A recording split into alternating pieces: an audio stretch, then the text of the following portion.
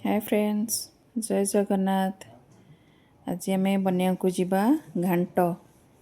mix भेज जोटा कहते भेजिटेबल सब काटिक रखीदे से आलू बैगण आउ बीन्स टमाटो कखारू बुट डाली स्पारोट मुगर मुग गजामुग नड़िया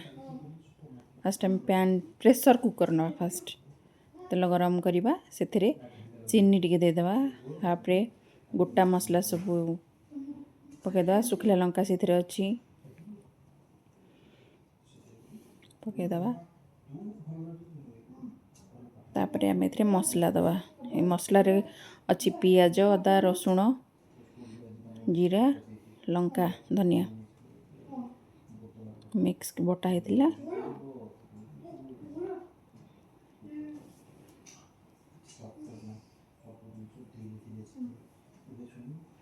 मसला को भल फ्राई करदे टिके से हलदी दबा टिके लंका गुंड टिके दबा लंका बटा होता जेहेतु हाफ चमच खंडे लंका गुंड पकईदे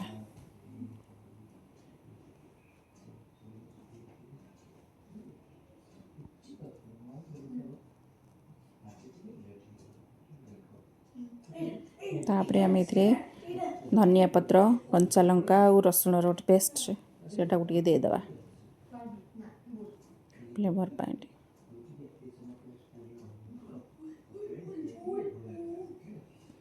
तापरे लुण पकईदे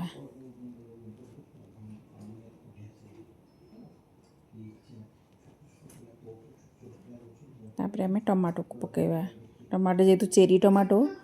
जमती गोटे बड़ टमाटो आमर से टाइप टमाटो पकईदे यहाँ मुझे 7-8टा हम चेरी टमाटो नहीं कस्तूरी मेथी टे पकईदे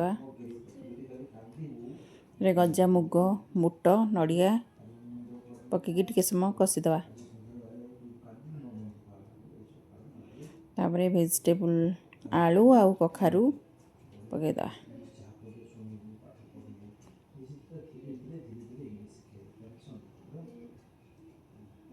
तापरे आम गाजर आउ बीन्स को भी पकईकी मिक्स करदे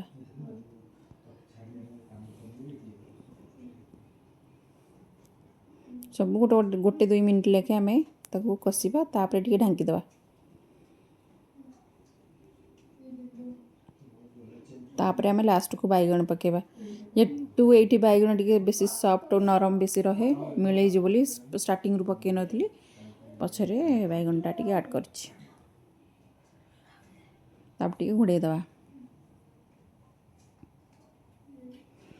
तापरे मु फुटिक रखी पानी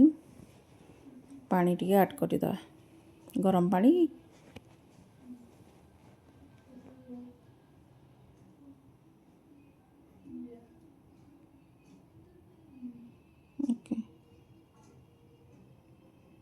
तापरे आम ढांकी देख पुणी सीझीगला